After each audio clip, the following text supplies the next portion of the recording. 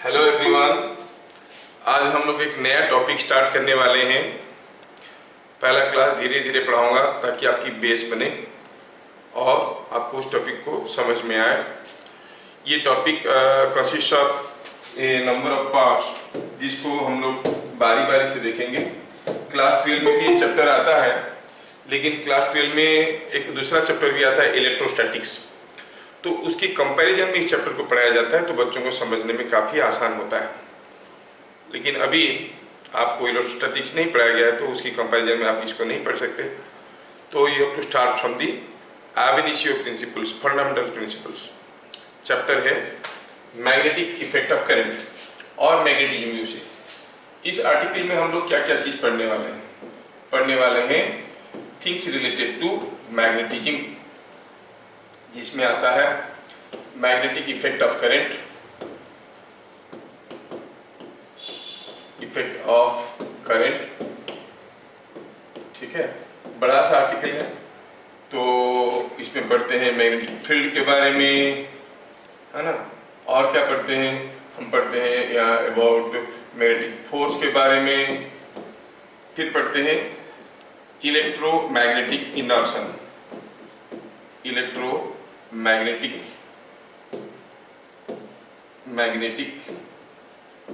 Induction के बारे में पढ़ेंगे। बड़ा सा आर्टिकल है, ठीक है। फिर इसमें हम लोग पढ़ते हैं मैग्नेटिक मटेरियल्स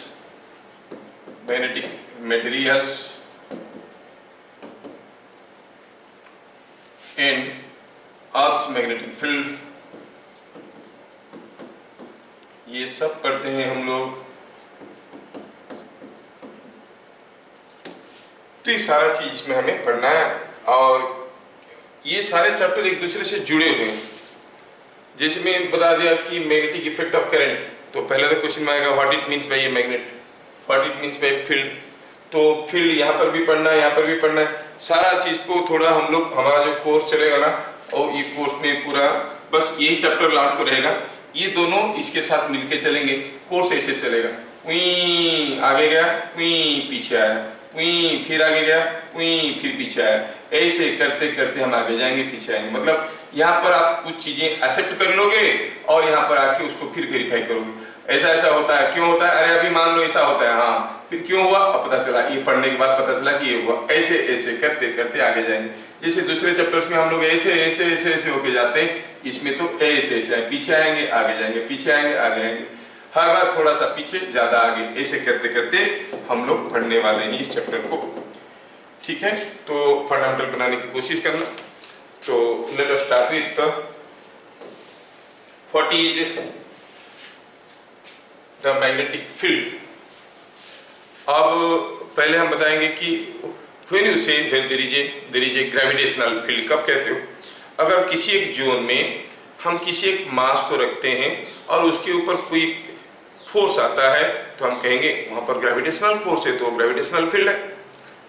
किसी एक जोन में कोई एक चार्ज को रखेंगे और उसके ऊपर कोई फोर्स आएगा, तो हम कहेंगे कि पक्का वहां पर कोई इलेक्ट्रिक फील्ड है, इसलिए चार्ज के ऊपर फोर्स आया। सिमिलरली कहीं एक मैग्नेटिक फील्ड एग्जिस्ट कर रहा है, तो कैसे पता करेंगे। अगर वहां पे हम कोई मैग्नेट को रखेंगे, पता चला कि उसके नॉर्थ पोल साउथ पोल के ऊपर कुछ कुछ फोर्सेस आ रहे हैं, तो हम कहेंगे हाँ ये मैग्नेटिक फील्ड है, इसलिए मैग्नेट के ऊपर फोर्स आ रहा है। ठीक है, तो अगर किसी एक फील्ड में, मैग्नेटिक फील्ड में किसी एक मैग्नेट के ऊपर बहुत ज्यादा फोर्स आ रहा है, तो हम कहेंगे स्ट्रॉन्ग मैग्नेटिक फील्ड है। थोड़ा सा फोर्स आ रहा है तो कहेंगे वीक मैग्नेटिक फील्ड है। तो मैग्नेटिक फील्ड एक फिजिकल क्वांटिटी है जिसका पूरा नाम है मैग्नेटिक फील्ड इंटेंसिटी। ठीक है, क्या है वो, it is the force experienced by a unit north pole at a point. अगर किसी एक जगह 1 यूनिट का नॉर्थ पोल को रखेंगे, उसके ऊपर जितना फोर्स आएगा उसको हम कहेंगे magnetic field intensity at that point. समझ में आना। सो मैग्नेटिक फील्ड इंटेंसिटी क्या हुआ, it is the force experienced by a unit north pole. अभी हम सारे यूनिट के बारे में ज्यादा हैरान नहीं होंगे, क्योंकि पोल का यूनिट वेबर होता है, मैग्नेटिक फील्ड का यूनिट टेस्ला होता है। ऐसे करके ढेर सारे नए यूनिट्स आएंगे, वो सारे को समझाना आइसोलेटेडली विदाउट अंडरस्टैंडिंग इलेक्ट्रोस्टैटिक्स थोड़ा डिफिकल्ट है। मैं पूरा कोशिश करूँगा उसको आपको समझाने के लिए। आप लोग थोड़ा थोड़ा कॉम्प्रोमाइज़ करते रहना, लेकिन पूछते रहना जहाँ पर जो समझ में आ रहा है, जितना हो सके मैं आपको क्लैरिफाई करते चलूँगा, क्योंकि डिसलिंक्ड है ये, इसलिए तो 12th क्लास में ये टुवर्ड्स एंड है ये चैप्टर, क्योंकि वो सारा पढ़ने के बाद इसको पढ़ते हैं। लेकिन तुम लोगों का बुक में भी है, तुम लोगों का बुक में क्या है कि वो चैप्टर में अंदर नहीं गया, ऊपर ऊपर से, है ना, ऊपर ऊपर से करके चला गया, है ना। जैसे कहते हैं कि you have a magnetic personality, मतलब अगर कोई तुमसे अट्रैक्ट नहीं हो रहा है तो या तो you are producing less field और the other person is having less iron content. नहीं, आयरन कंटेंट रहेगा तो अट्रैक्टेड हो जाएगा ऐसे। तो ऐसे लो लेवल में चला देते हैं स्कूल में हम लोग, अभी इसको अपनी लेवल में चलेंगे। तो पहला टर्म इस चैप्टर को पढ़ने के लिए, पहला टर्म जो हम लोग समझेंगे वो हो गया magnetic field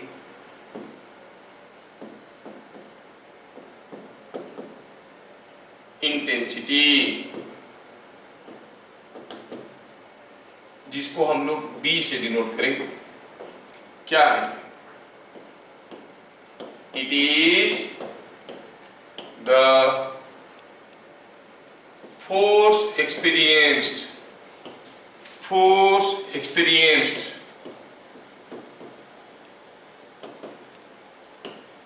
bye A unit north pole. It is the force experienced by a unit north pole. क्या unit north pole south pole थोड़ा थोड़ा मालूम है। नॉर्थ पोल कैसे बनता है, साउथ पोल कैसे बनता है, कोई एक मैग्नेट का नॉर्थ पोल कौन सा होगा, डेप्थ में जाएंगे। फिलहाल आपको मालूम है कि मैग्नेट का दो पोल होता है, एक नॉर्थ पोल होता है, एक साउथ पोल होता है। नॉर्थ पोल का कोई स्ट्रॉन्ग नॉर्थ पोल है, कोई वीक नॉर्थ पोल है। नॉर्थ पोल का भी अपना यूनिट होता है, यूनिट इज वेबर। तो ये जो पोल है वो अगर 1 यूनिट का एक पोल लेंगे, ठीक है, पोल स्ट्रॉन्ग पोल हो सकता है, वीक पोल हो सकता है, पोल का भी अपना यूनिट है। इसको हम लोग पढ़ेंगे कहाँ पर, परमानेंट मैग्नेट्स में चैप्टर आएगा तब डिटेल्स में देखेंगे। हाँ, मैग्नेट का पोल क्या होता है, कितना होता है। फिलहाल हम कहेंगे कि मैग्नेट का दो पोल है, हम जानते हैं एक नॉर्थ पोल एक साउथ पोल है। पर 1 यूनिट का एक पोल पे जो फोर्स आएगा किसी जगह, उसको हम कहेंगे, क्या कहेंगे, the magnetic field intensity. Suppose हम कहेंगे if A m unit north pole kept at a point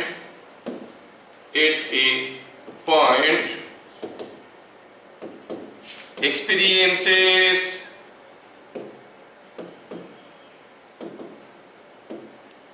a magnetic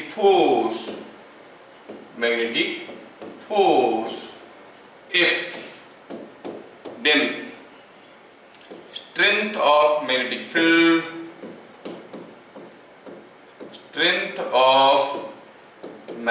field at that point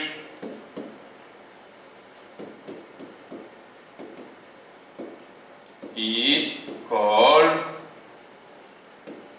magnetic intensity, magnetic field intensity,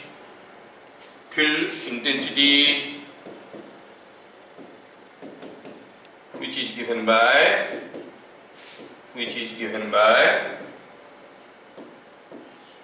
B is equal to F by M. M you weber का पोल का unit weber होता है, मैं अभी तक नहीं बोल रहा था, धीरे धीरे यूनिट में आएंगे हम लोग। कोई m यूनिट का कोई नॉर्थ पोल के ऊपर किसी मैग्नेटिक फील्ड में हम लेके रखे, फोर्स आएगा तो वहां पर मैग्नेटिक फील्ड है, नहीं आएगा तो मैग्नेटिक फील्ड नहीं है। और अगर फोर्स आया m वेबर की कोई पोल के ऊपर, m यूनिट के कोई नॉर्थ पोल के ऊपर, ध्यान रहे नॉर्थ पोल के ऊपर, I am not writing south pole, north pole के ऊपर जो फोर्स आएगा, अगर वो F है तो 1 वेबर के ऊपर कितना फोर्स आता, 1 यूनिट के पोल के ऊपर कितना फोर्स आता, ये बाई m, जितना फोर्स आता उसी को हम कहेंगे मैग्नेटिक फील्ड इंटेंसिटी। ठीक है, the field strength which is denoted as B। अब आपको अगर ये छोटा सा चीज समझ में आ गया तो पक्का आप मुझे बता पाओगे कि B इज ए वेक्टर और scalar. It is the force experienced by a unit north pole. तो हम कहेंगे B is a vector quantity.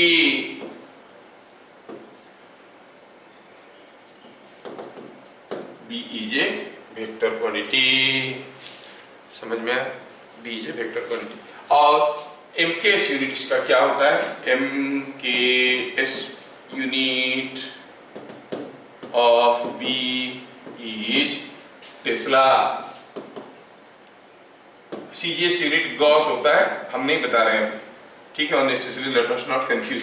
MKS unit is tesla, CGS unit gauss होता है, एंड 1 टेस्ला इज 10⁴ गॉस। नहीं आ रहे, हम इससे काम निपटाएंगे। और आप देखोगे जब हम पढ़ते इस आर्टिकल का एंड में हम लोग पढ़ेंगे इलेक्ट्रोमैग्नेटिक इंडक्शन, और इलेक्ट्रोमैग्नेटिक इंडक्शन में सारा चीज एमकेएस में ही लिया जाएगा कंपल्सरी, क्योंकि जो फॉर्मूला बनेगा वो एमकेएस में लेने से उसका कांस्टेंट का वैल्यू हमें मालूम है और उसको बहुत कन्वीनियंटली हम यूज कर सकते हैं। तो मैग्नेटिक चैप्टर में जब भी हम कुछ करेंगे एमकेएस यूनिट के साथ ही काम करेंगे तो प्रैक्टिस ठीक रहेगा। B is a vector quantity, MKS unit of B is tesla. अच्छा, तो क्या पता चल गया कि सपोज हम कहेंगे कि यहाँ पे कोई एक मैग्नेटिक फील्ड है। सपोज यहाँ पर कोई एक मैग्नेटिक फील्ड है, ये मैग्नेटिक फील्ड मान लो कि वेक्टर है, तो मान लो कि ऐसा है। और मान लो कि आप कोई एक मैग्नेट को इस मैग्नेटिक फील्ड में रख रहे हो, वो मैग्नेट कैसा है? ऐसा है, ठीक है? ये मैग्नेट ऐसा है। अच्छा, ये मैग्नेट है तो इसका एक नॉर्थ पोल होगा, एक साउथ पोल होगा। मान लो कि जो पोल है उसका स्ट्रेंथ कितना है? What is the pole strength? It is m। Pole strength को m कहते हैं। पोल स्ट्रेंथ क्या है हम बता रहे हैं, अभी हम ऐसे जा रहे हैं, फिर वापस आएंगे तब आपको समझ में आएगा पोल स्ट्रेंथ क्या होता है, कौन डिसाइड करता है पोल स्ट्रेंथ। फिर आगे फिर पीछे ऐसे होके जाएंगे, क्योंकि you do not know certain fundamentals. जैसे आप बचपन में पढ़ते थे ना, पहले आपको टेबल्स याद कर दिया गया, फिर बाद में आपको बताया गया कि मल्टीप्लिकेशन ऐसे होता है, then you went back and verified, अरे हाँ तो सही है, like that I am approaching, ठीक है? तो ये हो गया नॉर्थ पोल, ये मूव का। तो सोचिए, तो अगर हम कहेंगे m पोल स्ट्रेंथ का, कोई पोल के ऊपर फोर्स F आ रहा है, तो मैग्नेटिक फील्ड वहां पे कितना है? B into M। और इसी स्टेटमेंट को हम अदरवाइज लिख सकते हैं, क्या लिख सकते हैं? In a magnetic field of strength B, a m Weber pole will experience a force F is equal to Bm। Yes, ऐसे कह सकते हैं। तो क्या लिखेंगे? वही चीज को लिखेंगे जो समझ में आया, वही चीज को लिखेंगे जो हमें समझ में आया, ठीक है? तो क्या बोल रहा है स्टेटमेंट बोल रहा है in a magnetic field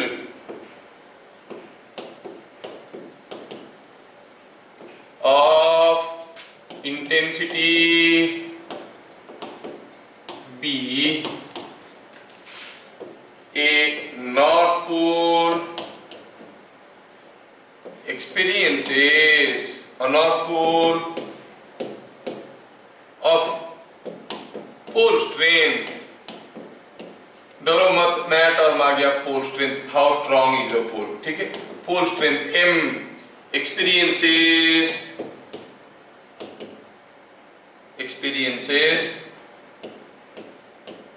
a force F is equal to कितना होगा? देखो तो कितना होगा force? B is equal to F by m, and you know B is a vector, हम क्यों नहीं लिखे वेक्टर की तरह?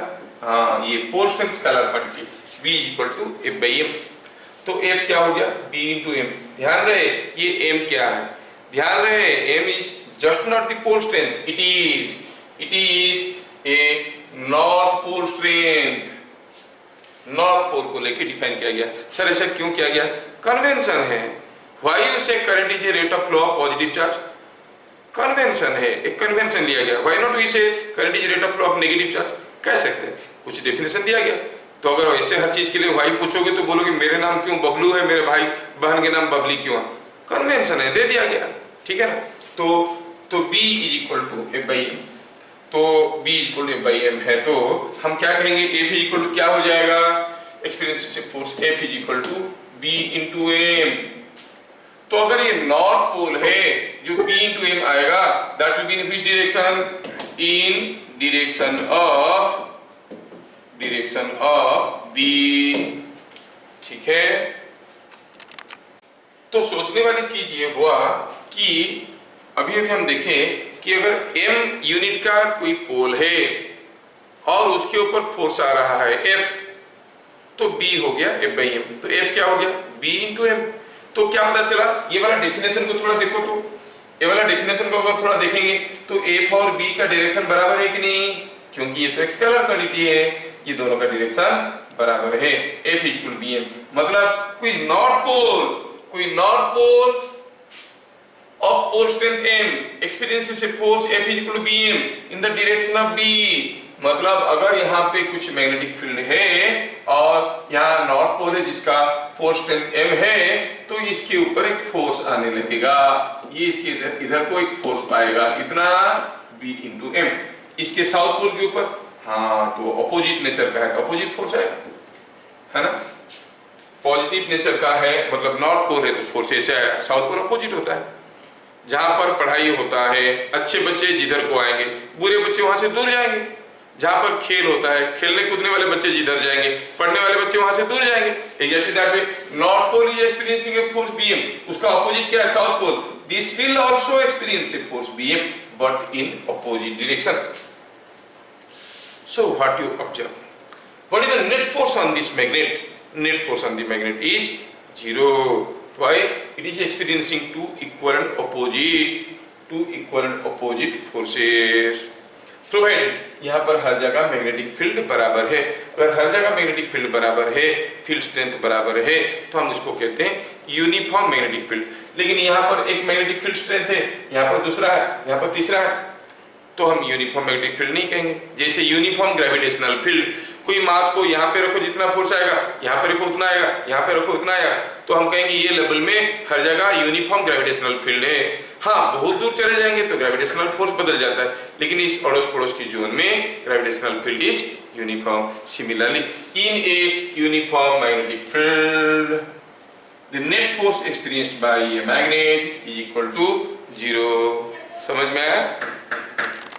वापस आ गए हम, तो हम देखें कि कोई अगर यूनिफॉर्म मैग्नेटिक फील्ड है, किसी एक मैग्नेट को अगर हम छोड़ देते हैं तो उसके ऊपर जो नेट फोर्स आएगा 0 होगा। यूनिफॉर्म मैग्नेटिक फील्ड किसको कहते हैं? जहां पर किसी नॉर्थ पोल के ऊपर हर जगह बराबर फोर्स आएगा। बराबर फोर्स आएगा मतलब फोर्स का मैग्नीट्यूड भी बराबर होगा, डायरेक्शन भी बराबर होगा, तो हम कहेंगे यूनिफॉर्म मैग्नेटिक फील्ड है। हाँ, तो ये जो देखे तो ऐसे हुआ F equal BM in direction of B। इसको थोड़ा कंटिन्यू करते हैं, कहेंगे and a south pole of strength and experiences a force BM in opposite direction of B,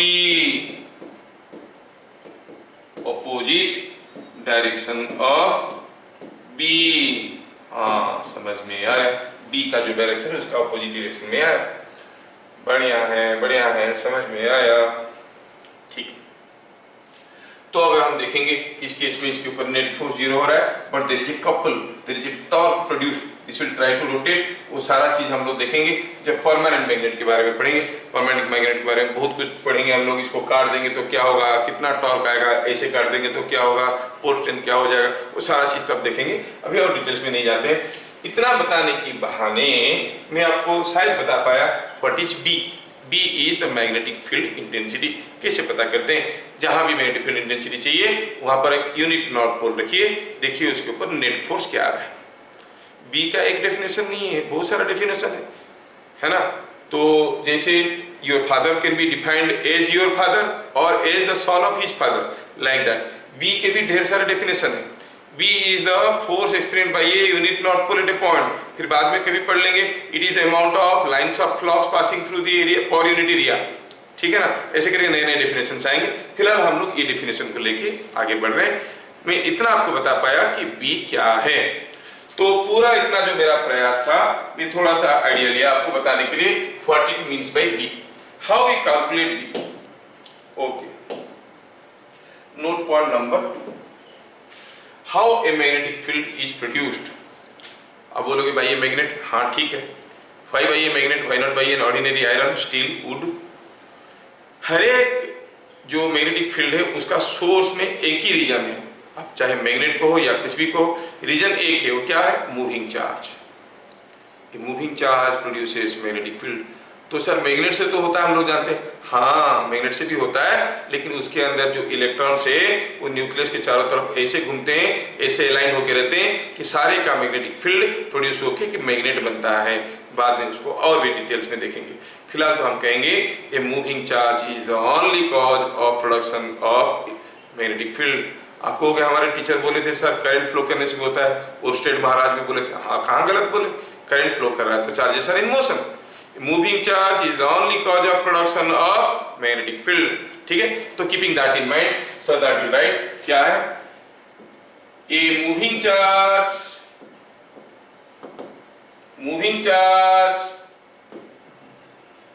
produces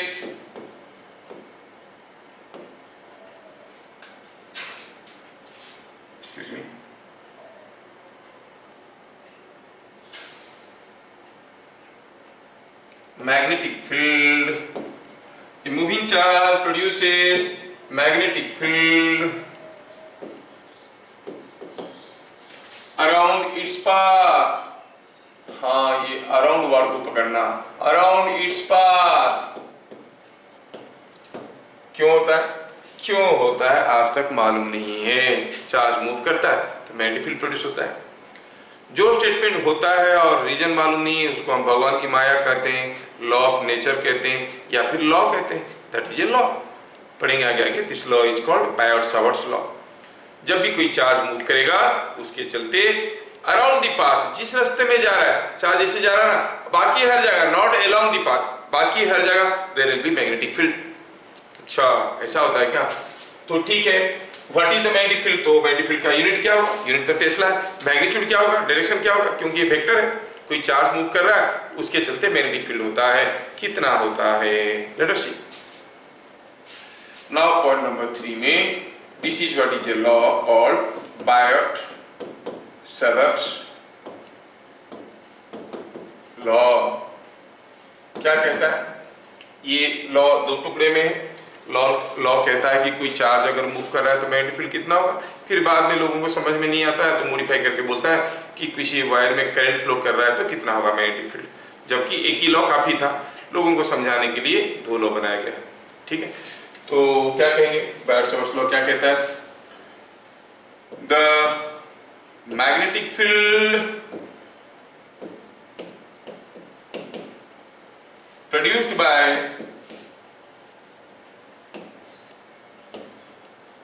a moving charge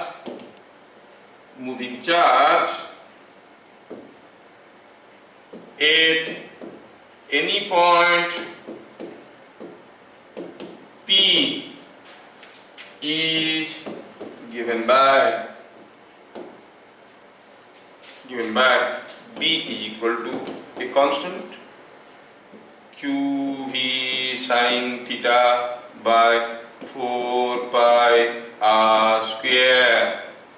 क्या है सर ये सब, हाँ ये बहुत कुछ है, चलो देखते हैं। इनफैक्ट आप लोग ये क्योंकि अच्छे बच्चे हो, थोड़ा सा मैं वेक्टर फॉर्म में लिखूंगा, नेक्स्ट स्टेप में इसमें लिखूंगा। नहीं तो वो पहला वाला स्टेप को मैं स्किप करना चाहता था, लेकिन now I will not skip. आप लोग अच्छे बच्चे हो तो थोड़ा जान लो, शायद आप लोगों को समझ में आ जाएगा, नहीं भी आएगा तो मेंटली स्किप कर लेना। ठीक है, B क्या होता है, it is K QV cross product R by R cube, ऐसे होता है। ठीक है, ऐसे लिखते हैं। ये हो गया आपका vector mu Q V cross R।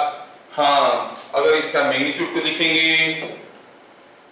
Magnitude of D में वेक्टर मार्क निकाल दिया, मतलब magnitude is equal to K QV sin theta by 4 pi नहीं रहेगा, K लिखे तो K रह जाएगा, 4 it is R square। हाँ तो सर पहले तो हम समझे कि R क्या है, V क्या है, थीटा क्या है। ठीक है, सपोजिंग हम कहेंगे यहाँ पे कोई एक चार्ज है, से प्लस क्यू कूलम का है। अगर ये प्लस क्यू कूलम का चार्ज, चलो मानते हैं कि ये कुछ इस डायरेक्शन में जा रहा है with some velocity v, is a vector. आपको पूछा गया बताओ मैग्नेटिक फील्ड कहाँ पे, यहाँ पे, अच्छा यहाँ पे चाहिए, ये पॉइंट P है, ये चार्ज मोशन में है तो इसके चलते कुछ मैग्नेटिक फील्ड बनेगा। कितना मैग्नेटिक फील्ड बनेगा, रुको रुको रुको, पहले निकालो what is the position of this point with respect to the charge. Charge को पूछेंगे बताओ ये पॉइंट कहाँ है, वो लिखा ओ इधर है, मतलब it will be indicated by vector like this, this is called position vector of point P with respect to Q। Q को अगर पूछेंगे P कहाँ है, वो कहेगा इधर है, इधर है, इतना दूर पे इधर है, so this is a vector. कोई वेक्टर को हम लोग तो graphically by an arrow mark represent करते हैं, तो ये हो गया वेक्टर, इसको हम क्या कहेंगे, पोजीशन वेक्टर। अच्छा अगर V मालूम है, पॉइंट मालूम है, तो हम R पता कर सकते हैं, इट इज क्यू भी। और थीटा क्या, theta is angle between V and R। तो ये चीज हमें यहाँ पे लिखना है, क्या लिखना है, where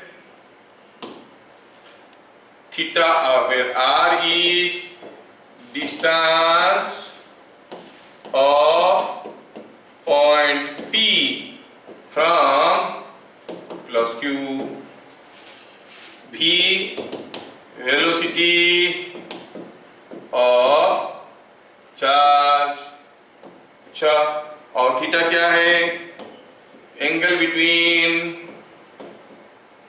V and R vector. B vector क्या है, आर वेक्टर क्या है, आप लोग देख रहे हो, समझ गए हो, ठीक है, you must have understood this things. तो ठीक है, बी और आर आपको समझ में आ गया, ठीक है, तो ये चीज आपको समझ में आ गया। तो यहाँ पर जो के है, के क्या है, के is constant of proportionality, constant है, वैल्यू है 10⁻⁻⁷। ओ जैसे आपका फोर्स होता है ना, ग्रेविटेशनल फोर्स, ग्रेविटेशनल फोर्स क्या होता है, G m1 m2 by r square. G क्या है, यूनिवर्सल ग्रेविटेशनल कांस्टेंट है, क्या वैल्यू 6.67 into 10⁻⁻11 है ना। सिमिलरली K एक कांस्टेंट है, उसका वैल्यू है 10⁻⁷। सर कैसे पता चला, अरे समय लगेगा जानने के लिए, G का वैल्यू कैसे पता चला आपको मालूम है क्या, there are experiments done and it was found. Law means I told something which cannot be proved but can be experimentally verified। बहुत सारे एक्सपेरिमेंट किए तो देखे कि जो B है ये सारा चीज के ऊपर डिपेंड करता है और एक कांस्टेंट रहता है, रेशियो करते रहे तो देखा कि ये के पार्ट डिलीट हो रहा है, then they plotted a graph and they found, है ना। तो ऐसे करके पता कर लिए। एनीवे K का वैल्यू हो गया कितना, K का वैल्यू हो गया 10⁻⁻⁷। So magnitude of B at any point is given like this। इसका मतलब जितना दूर जाएंगे B का वैल्यू उतना कम होने लगेगा। हाँ सर समझ में आया, समझ में आया क्या आप बोले, हम लोग मान लिए, मानना पड़ेगा, there is no other way because it is a law, law cannot be proved, ऐसा होता है, ठीक है। तो आगे बढ़ते हैं, B का डायरेक्शन क्या होगा, what is the direction of B। अब हम देख लिए मैग्नीट्यूड ऑफ B के बारे में। डायरेक्शन ऑफ B ये बड़ा इंपॉर्टेंट है, आपके बुक में वो ऐसा ऐसा उंगली करके बताते हैं ये होगा तो ये होता है, मेरे को उंगली करना अच्छा नहीं लगता, मैं कुछ दूसरा मेथड से बताऊंगा, ठीक है। Direction of B, let us, अब हम देख लिए ये पॉइंट नंबर 3 देख चुके हैं, मैग्नीट्यूड ऑफ बी देख लिए, नाउ पॉइंट नंबर 4 में डायरेक्शन ऑफ बी लिखते हैं। Direction of B is perpendicular to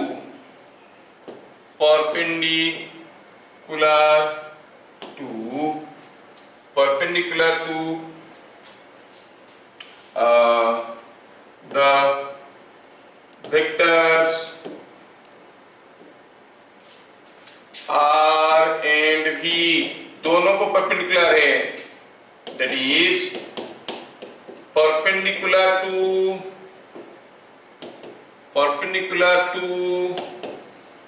the plane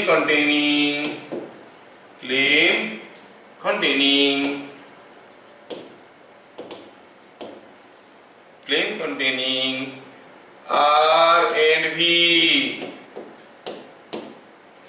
अच्छा क्या बोल रहे,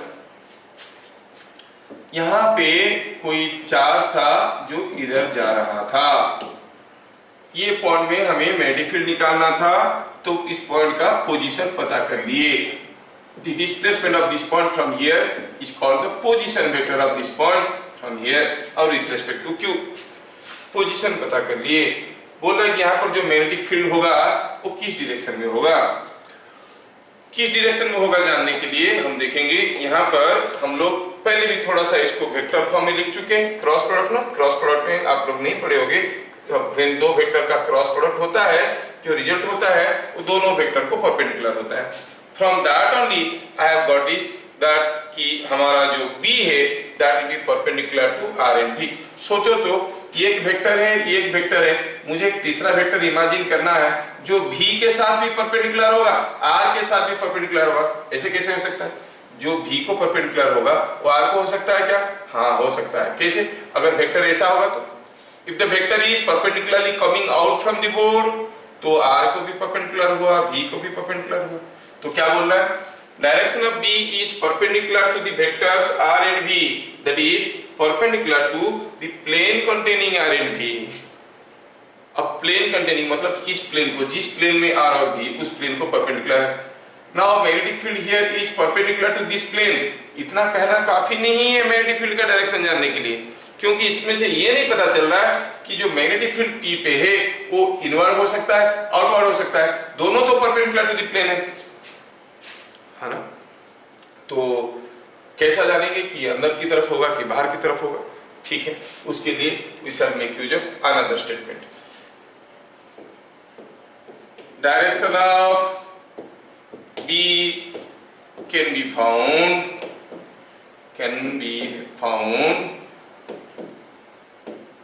by right hand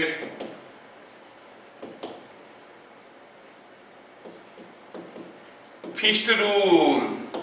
right hand fixed rule, direction of B can be found by right hand fixed rule। क्या है ये right hand fixed rule? क्या है? चलो fixed rule को समझते हैं। fixed मतलब मुट्ठी, हाँ, right hand fixed rule।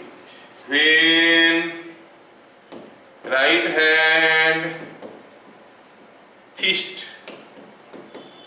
is closed with thumb being open if the thumb indicates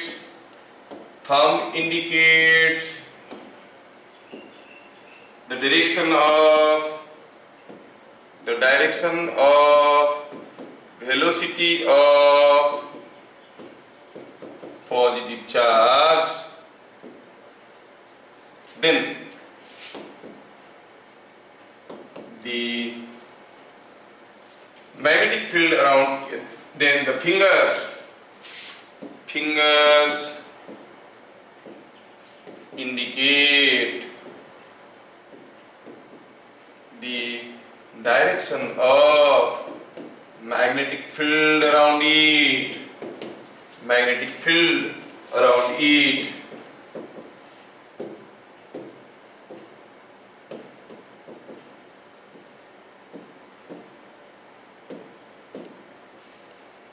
ठीक है। मैग्नेटिक फील्ड अराउंड, तो मैग्नेटिक फील्ड कैसे पता चलेगा, डायरेक्शन ऑफ मैग्नेटिक फील्ड कैसे पता चलेगा? थोड़ा ध्यान से देखिए। बोल रहा है कि पहला वाला तो समझ में आ गया कि P पॉइंट में जो मैग्नेटिक फील्ड होगा वो R और V को परपेंडिकुलर होगा। इसका मतलब हुआ ये perpendicular to the plane of the board होगा। कंफ्यूजन क्या हुआ, अंदर की तरफ होगा कि बाहर की तरफ होगा? उसको जानने के लिए you can make use of cross product, लेकिन आप लोगों के पास नहीं है वो बैकग्राउंड, तो मैं इसको, ये रूल बहुत आसान है। और यहाँ पर एक प्लेन में है तो क्रॉस प्रोडक्ट के रूल लगा सकते हो। जो वेक्टर्स आर्बिट्रेरी डायरेक्शन में होंगे ना, इमेजिन करना थोड़ा मुश्किल होता है, लेकिन ये रूल यूज करके हम लोग इमेजिन कर सकते हैं। ठीक है। Direction of B can be found by right hand fist rule. क्या कह रहा है? When right hand fist is closed, मुट्ठी बंद, with thumb being open, thumb को खुला,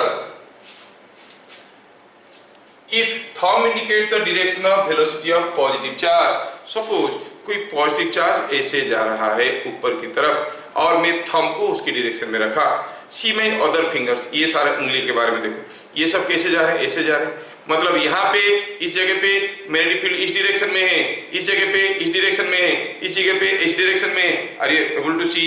अगर थंब इस डायरेक्शन में है, see how the other fingers are moving. यहाँ पे मैग्नेटिक फील्ड ऐसे हो रहा है, यहाँ पे ऐसे हो रहा है, यहाँ पे ऐसे हो रहा है, यहाँ पे ऐसे हो रहा है, यहाँ पे ऐसे हो रहा है। See the direction of magnetic field is known at all points around it. ठीक है ना? मैं शायद आपको और भी बढ़िया से बता पाऊंगा अगर मैं थोड़ा सा कुछ यहाँ पे इंपोर्ट करता हूँ। Just a minute, just a minute.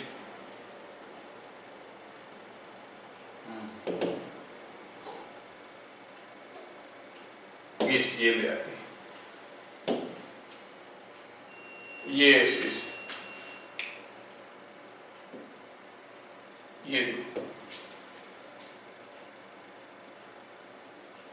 see, suppose I say here is a plus q coulomb charge which is moving in this direction with some velocity v. This is the direction of velocity, inside the velocity of the charge is v.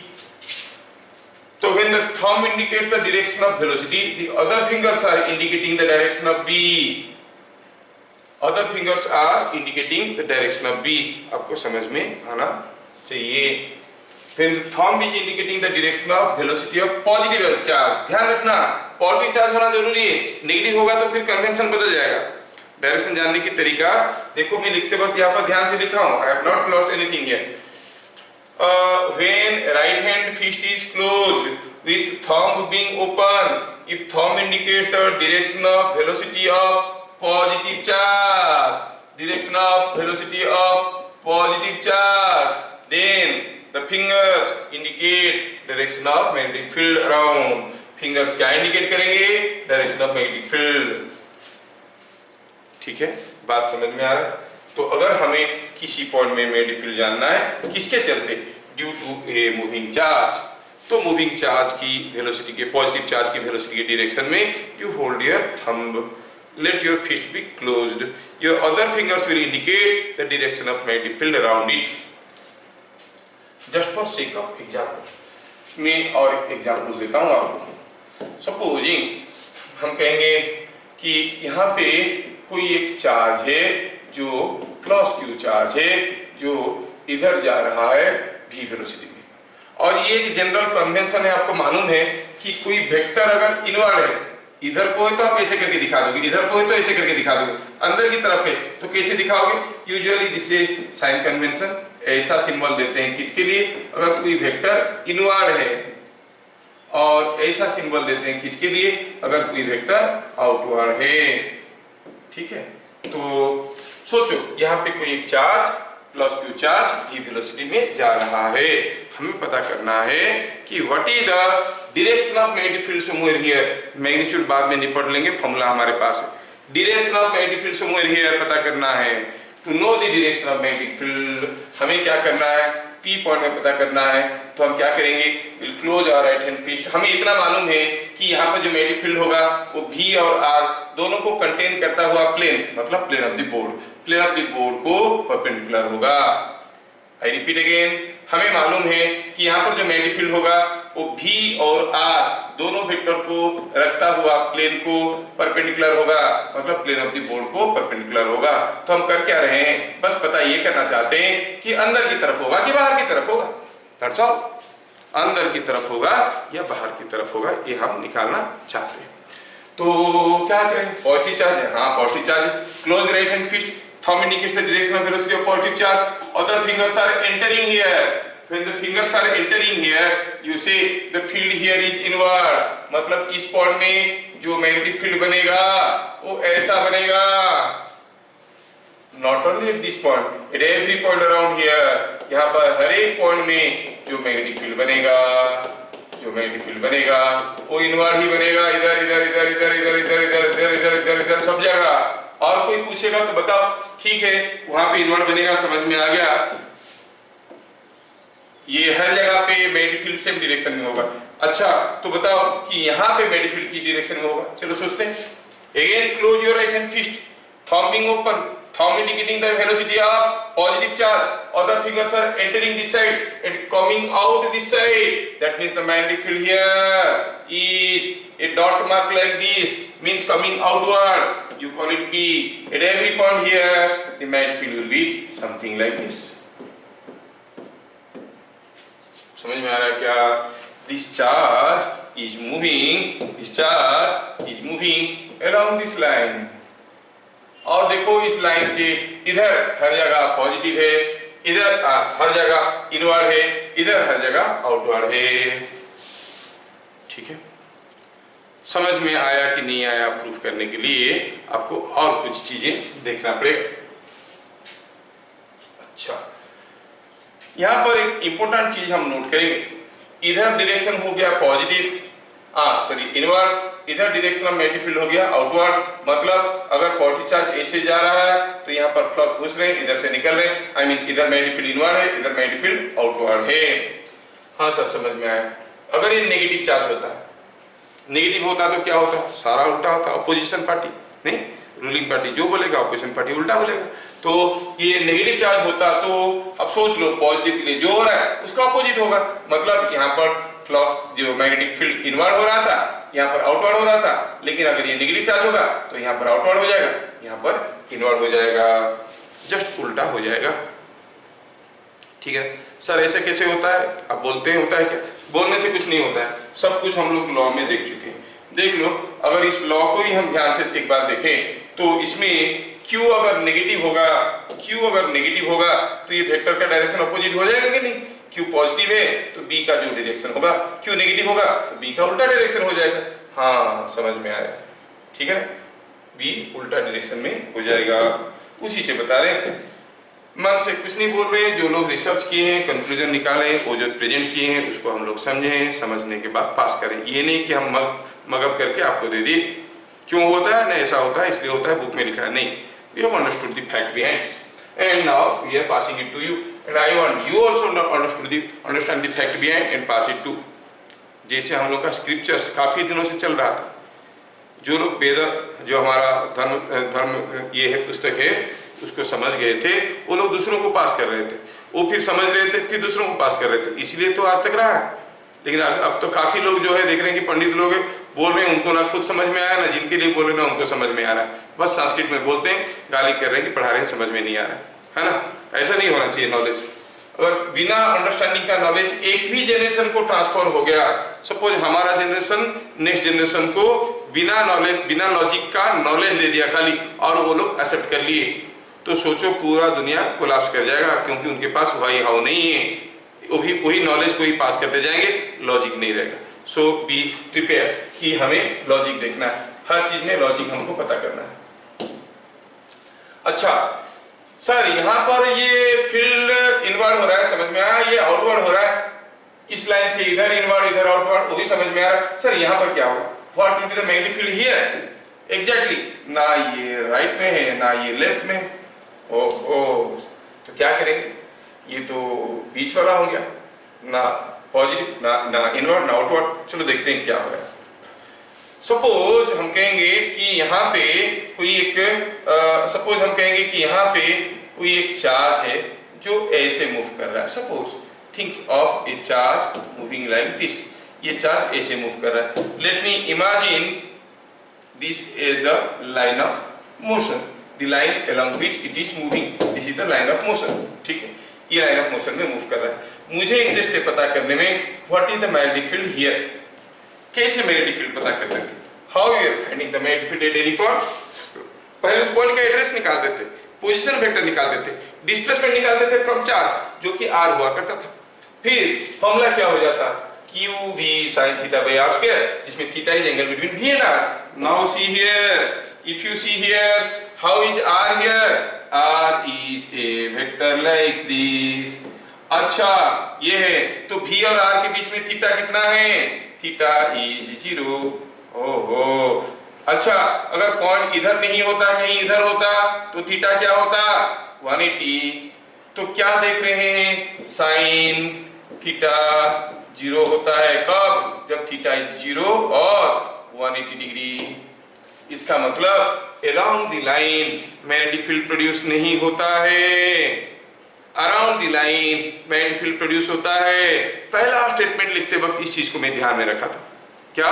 whenever a charge is moving it produces a magnetic field around its path, not along the path। along the path कोई magnetic field produce नहीं होता है, around the path magnetic field produce होता है।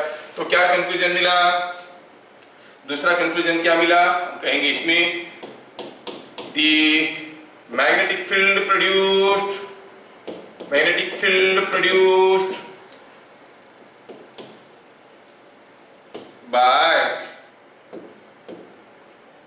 the magnetic field produced by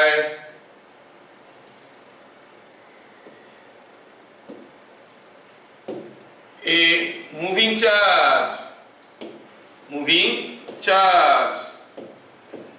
at any point along its path is 0।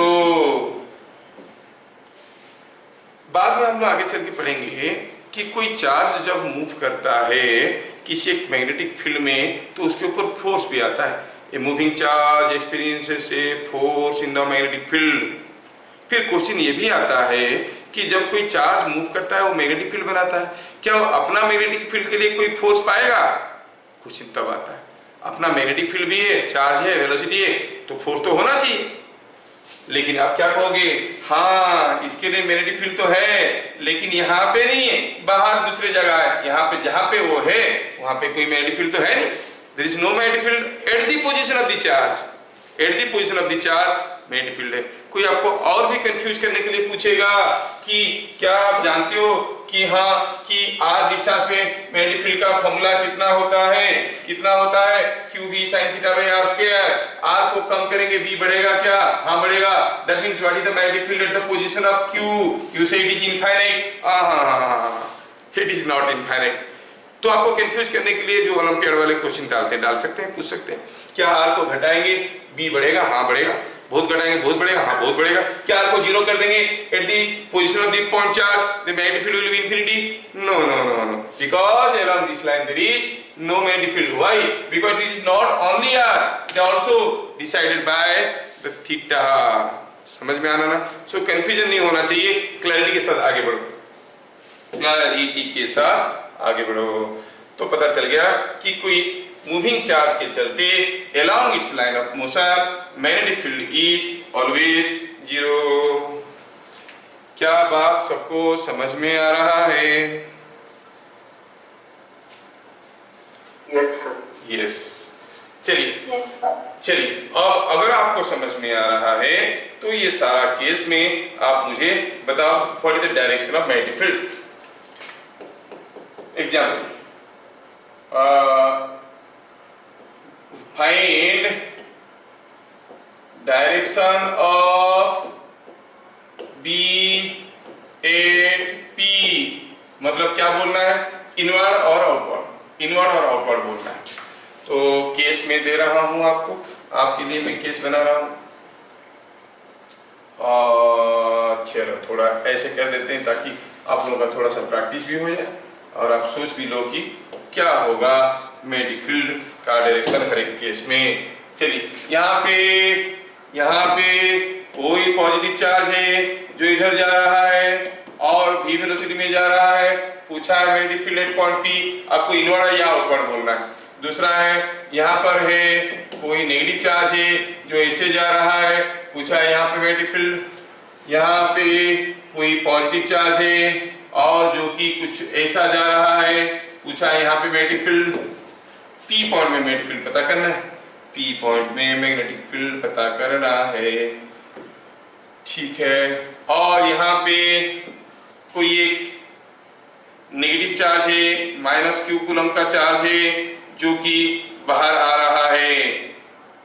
-q coming out, -q coming out. क्या है status? क्या है? -q is coming out. इस केस में बताना है, P पॉइंट में बताना है मैग्नेटिक फील्ड।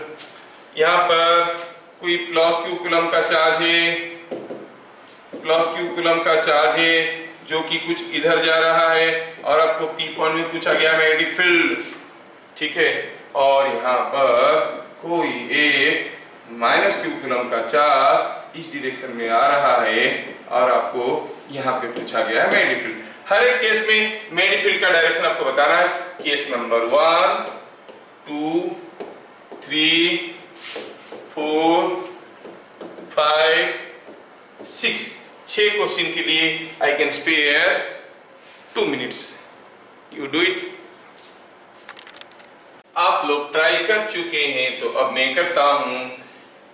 सीधे सीधे आगे बढ़ते हैं। पॉजिटिव चार्ज है, नीचे जा रहा है, राइट हैंड फीट को क्लोज करना है, थंब को वेलोसिटी की डायरेक्शन में दिख रहा है, इधर से मैग्नेटिक फील्ड का डायरेक्शन इनवर्ड होगा तो इधर से आउटवर्ड होगा, तो आंसर हुआ outward. The answer is outward. हाँ, समझ में आया। ये नेगेटिव चार्ज है। अगर पॉजिटिव चार्ज होता तो प्लस या मैग्नेटिक फील्ड का डायरेक्शन यहाँ पर अंदर की तरफ होता, इधर बाहर की तरफ होता, लेकिन ये नेगेटिव चार्ज है तो यहाँ पर होगा उल्टा, इनवर्ड। ये पॉजिटिव चार्ज है, इसके चलते यहाँ पे मैग्नेटिक फील्ड इनवर्ड हो रहा है तो लिखेंगे इनवर्ड। वाओ, काफी लोग तो सही लिखे। यहाँ पर कोई नेगेटिव चार्ज बाहर आ रहा है, अगर पॉजिटिव चार्ज बाहर आता तो मैग्नेटिक फील्ड यहाँ पे ऐसे ऐसे होता, लेकिन ये नेगेटिव चार्ज है, it will be in this direction, B will be like this. अच्छा, यहाँ पे कोई पॉजिटिव चार्ज है, इसके लिए कैसे होगा? इट इज इनवर्ड, क्योंकि देखो प्लस घुस रहा है, हम कहेंगे इनवर्ड। वाओ, सब कुछ में। और ये तो along the line of motion है, बी एट पी 0 है तो इसका डायरेक्शन क्या है? डायरेक्शन क्या? जब 0 है तो डायरेक्शन का कोई मतलब ही नहीं बनता। यस, आप लोगों को समझ में आ गया। नेक्स्ट क्वेश्चन, क्वेश्चन नंबर 2, ठीक है। क्वेश्चन नंबर 2 देखते हैं कितने लोग दिमाग लगाते हैं इसको। यहाँ पे 2 चार्ज है, यहाँ पे कोई एक चार्ज है Q और ये ऊपर जा रहा है v वेलोसिटी में। यहाँ पर एक चार्ज है माइनस Q, ऊपर जा रहा है v वेलोसिटी में, और यहाँ पे कोई एक चार्ज है Q, वो इधर जा रहा है v वेलोसिटी में, और यहाँ पर एक चार्ज है, ये भी प्लस Q है जब Q नीचे जा रहा है v वेलोसिटी में। अच्छा, ये हो गया ऑप्शन ए, ये हो गया ऑप्शन बी, ठीक है। ये दोनों पेयर ऑफ चार्जेस को देखना। P is mid point between the charges, P is mid point between the charges. पहले हम लोग डायरेक्शन के ऊपर कसरत कर लेंगे, फिर हम मैग्नीट्यूड के बारे में देख लेंगे, ठीक है। P is mid point between the 2 charges in above cases, ठीक है, in above cases, above cases P is midpoint between charges, in which case B at P is more। पहला केस में कि दूसरा केस में, सोच के बताना है कौन सा केस में B at P is more, पहला केस में कि दूसरा केस में। हाँ, बिपिन तो आंसर बता दिया है। हाँ, कितना जल्दी काम करता है दिमाग बेटा, मस्त, बढ़िया। तो देखो, ये जो पॉजिटिव चार्ज है इधर जा रहा है, उसके चलते मैग्नेटिक फील्ड कैसे होगा भाई? इनवर्ड होगा, है ना? हाँ, रितजॉय, वेरी करेक्ट। ये नेगेटिव चार्ज है, ये v वेलोसिटी में जा रहा है। अगर ये पॉजिटिव चार्ज होता तो ये बाहर की तरफ होता, इधर से घुसता, इधर से निकलता, लेकिन नेगेटिव है तो इसके लिए भी अंदर की तरफ होगा। मतलब यहाँ पर जो मैग्नेटिक फील्ड होगा इसके लिए दोनों के लिए मिलके होगा। यहाँ पे इसके चलते यहाँ पर मैग्नेटिक फील्ड अंदर की तरफ है, जितना होगा इसके लिए ये डिस्टेंस तो बराबर है ना, तो इसके लिए भी तो उतना ही मैग्नेटिक फील्ड होगा और सेम डायरेक्शन में होगा। मतलब यहाँ पर भी दोनों वेक्टर, दोनों मैग्नेटिक फील्ड बराबर मैग्नीट्यूड के हैं, बराबर डायरेक्शन में है, यहाँ पर भी सेम है, तो हम आंसर क्या कहेंगे? सॉल्यूशन हो गया सेम। हाँ, कुछ ज्यादा मत हो, इजी क्वेश्चन था। क्वेश्चन नंबर 3, क्वेश्चन नंबर 3 यहाँ पर दिया है कि ये कोई एक चार्ज है Q जो जा रहा है 3v स्पीड में, यहाँ पर कोई एक चार्ज है Q जो कि जा रहा है v स्पीड में, P हो गया मिड पॉइंट केस 1। अच्छा, केस 2 में क्या दिया है, यहाँ पर कोई चार्ज है Q, जो ये यहाँ पर जो चार्ज है क्या है 3Q, जा रहा है v स्पीड में, और यहाँ पर है कोई चार्ज से इट इज -Q, और ये जा रहा है किस स्पीड में, ये जा रहा है इधर 2v स्पीड में, P मिड पॉइंट है। देख लो क्वेश्चन को, देख लो यहाँ पर Q जा रहा है 3v में, Q जा रहा है v में, 3Q जा रहा है v में, Q जा रहा है 2v में। if P is midpoint between charges, then in which case B at P is more। अब सोचो तो बताओ, तो पता चलेगा। पहला आंसर आया फर्स्ट केस, देखते हैं दूसरा केस में क्या रहा है। चलिए अब थोड़ा सोचते हैं, आप लोग कर सकते हैं। Take 1 minute to think. Clue क्या है, क्लू बता दिया हमें। तो B was KQV sin theta by r square. Theta क्या था, angle between V and R। ये R है जो कि 90 डिग्री है, हर केस में ये 90 डिग्री है। कोई बोल रहा है केस 2, ये हमारा क्लू है, ठीक है। इस क्लू को लेके बताओ कौन सा केस में ज्यादा मैग्नेटिक फील्ड होगा। तो अब हम करते हैं, 3 लोग बोल चुके हैं कि केस 1 है आंसर। देखते हैं क्या वो सचमुच सही बोल रहे हैं, तो चेक करके देखते हैं। पहला केस में ये, चलो ये लेफ्ट चार्ज, ये राइट चार्ज, ये लेफ्ट चार्ज, इसे राइट चार्ज करते हैं। केस 1 में, बीट नंबर 1 में अगर हम पूछेंगे P at P due to the left charge, B at P due to the left charge, formula क्या है, KQ 3V by R square. ये मिड पॉइंट है ना, तो यहाँ से R, और साइन कितना है, साइन 90, समझ में आ रहा है। तो it is coming out to be 3KQV by R square, sine 91 है। Direction is inward. अच्छा, similarly what will be B at P due to the right charge. अब हम सीधे लिख सकते हैं, राइट चार्ज Q है तो it is QV by R square, sine 90 फिर से 1 हो जाएगा। किस डायरेक्शन में, आउटवर्ड। हाँ, ये आउटवर्ड है। अच्छा, तो केस 1 में BP नेट क्या होगा, वेक्टर है भाई, एक अंदर की तरफ एक बाहर की तरफ, तो नेट निकालेंगे तो माइनस हो जाएगा। 3KQVR square, yes 3KQVR square minus KQVR square, it is coming 3KQVR square minus KQV by R square, तो हो गया 2KQV by R square. Yes, पहला केस में आंसर समझ में आया। दूसरे केस में एग्जैक्टली दसे हुए, दूसरे केस में करेंगे तो आंसर क्या आएगा। चलो थोड़ा देखते हैं क्या आ रहा है आंसर। ठीक है, let's go to the next case. Next case में देखते हैं, इस केस में आप कहोगे BP केस 2 के बात करें, B at P due to the left charge कितना हो गया, K 3QV by R square. Theta 90 degree है, सबको मालूम है, लिखने की जरूरत नहीं है। Sine 90 is 1, so it is coming out to be KQ by R square, 3KQV by R square. BP due to the right charge, इसके चलते, अरे बाप रे ये तो नेगेटिव चार्ज है और फिर नीचे भी जा रहा है, वो भी 2v स्पीड में। एनीवे पहले मैग्नीट्यूड लिख देते हैं, KQ 2v by R square. किस डायरेक्शन में, अगर ये पॉजिटिव होता तो डायरेक्शन अंदर की तरफ होता, लेकिन है ये नेगेटिव तो डायरेक्शन होगा बाहर की तरफ। और पहला वाला लेफ्ट वाले चार्ज के लिए इट वाज अंदर। ओहो, अच्छा, ये अंदर की तरफ है, ये बाहर की तरफ है। तो what is B net?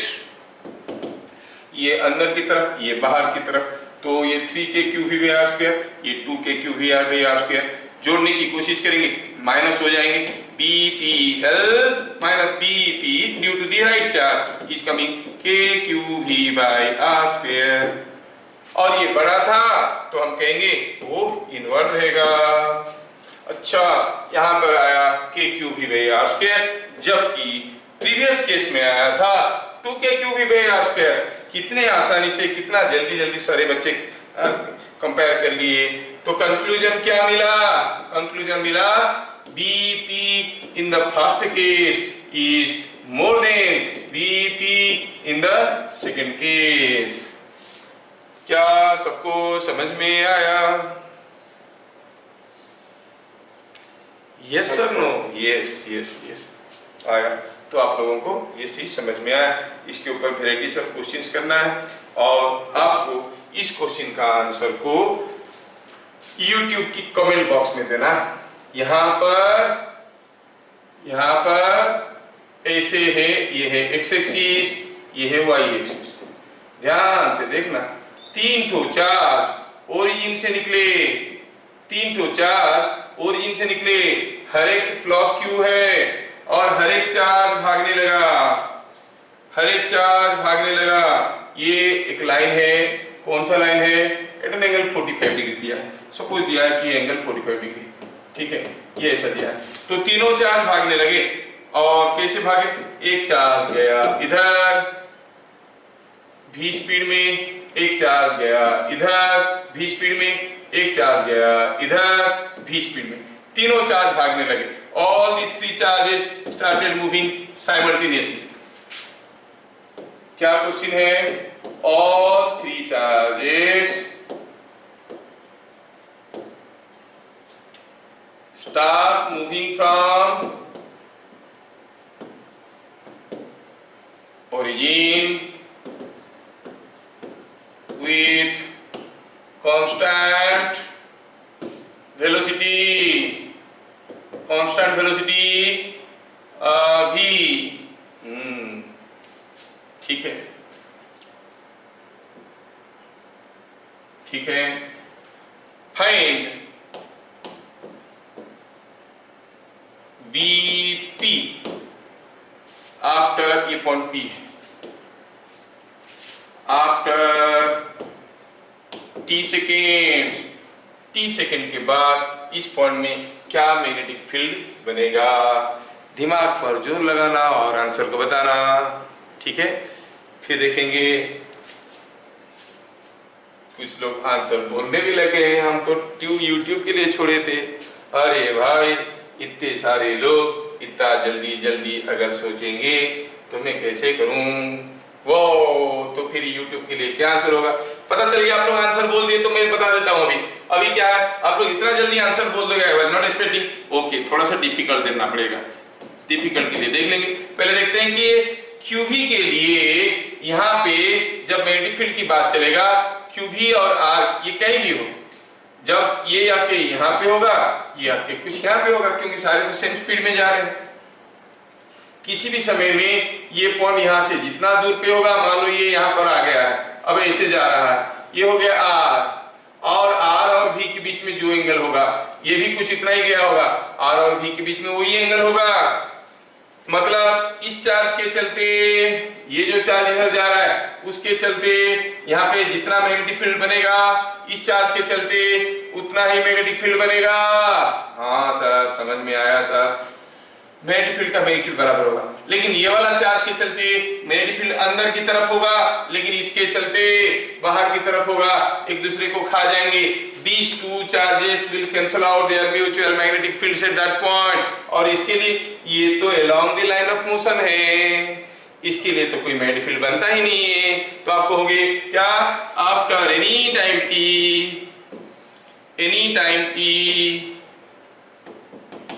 BP is equal to 0। कितना जल्दी जल्दी आंसर तुम लोग बता रहे हो, पक्का किसी अच्छे फिजिक्स टीचर के पास पढ़ रहे हो, महान है वो सर, है ना। चलो ठीक है, फिर मिलेंगे अगले क्लास। फिर जय हिंद।